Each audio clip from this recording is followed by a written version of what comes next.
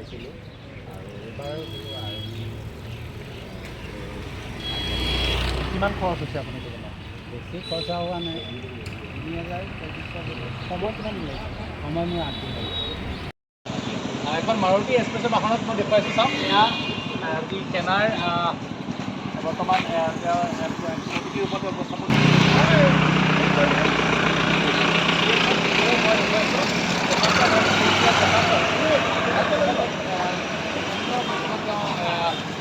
তেওঁ বৰ্তমান যি ভাৰতীয় সেনাক শ্ৰদ্ধা জনাইছে তেওঁ প্ৰতীকীৰ ওপৰত তেওঁ এইখন বাহনত তেওঁ ভাৰতীয় সেনাৰ এগৰাকী জোৱানক দেখুৱাইছে যিদৰে তেওঁলোকে কৰ্তব্য পালন কৰে দেশৰ সুৰক্ষাৰ ক্ষেত্ৰত নিৰাপত্তাৰ ক্ষেত্ৰত আৰু সেই তাক লৈ পেলাই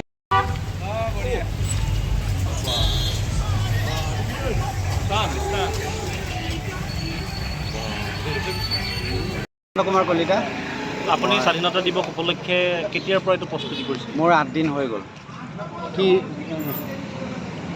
কি বনাবলৈ চেষ্টা কৰিছিলে? আমাৰ যিহেতু স্বাধীনতা দিৱসৰ আমাৰ আৰ্মিসকলক সকলো সৈনিক বাহিনী আমি সন্মান কৰোঁ। তেওঁলোকে আমাৰ দেশখন ধুনীয়াকৈ সুচাৰুৰূপে চলাই আছে। সেই প্ৰচেষ্টাকে লৈ আৰ্মি এস্কৰ্টখন মই সাজি উলিয়াইছোঁ। মনলৈ কেনেকৈ ধাৰণা আহিলে?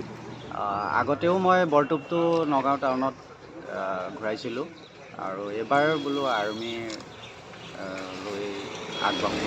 কিমান খৰচ হৈছে আপুনি এইটো বনাওঁতে? বেছি খৰচা হোৱা নাই ৩,০৩৫ ভিতৰত। সময় কিমান দিন লাগিছিল মানে? সময় মোৰ 8 দিন লাগিছে। এখন কি গাড়ী? যিখন গাড়ী মাৰুতি এক্সপ্ৰেছ। আপোনাৰ ঘৰ? মোৰ ননয় কুমাৰ গাঁও।